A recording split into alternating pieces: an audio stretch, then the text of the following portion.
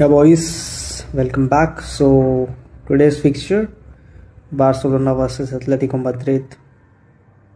Very hot fixture for today. As जो भी ये मैच जीतेगा, they will be the top contender to win the La Liga. I'm telling you, boys. वो बंदा first place पे जाएगा. बारसा ऑलरेडी फर्स्ट पे है, बट एटलेटिको मैड्रिड अगर जीतती है, there is a high chance कि Atletico will be winning the La Liga. जैसे कि एटलेटिको के फॉर्म है 4-5 मैचेस से, जो डियागो सिमियोने उनके साथ कर रहा है, man another level of game. But जो लास्ट मैच था बारसा का, जिस हिसाब से वो खेले हैं, अगर वही चीज़ वो दिखाते हैं इस मैच में, I believe there is high chance we will be winning for sure. The rest is on how are they playing.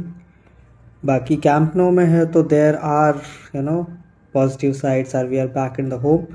So Vizcaya,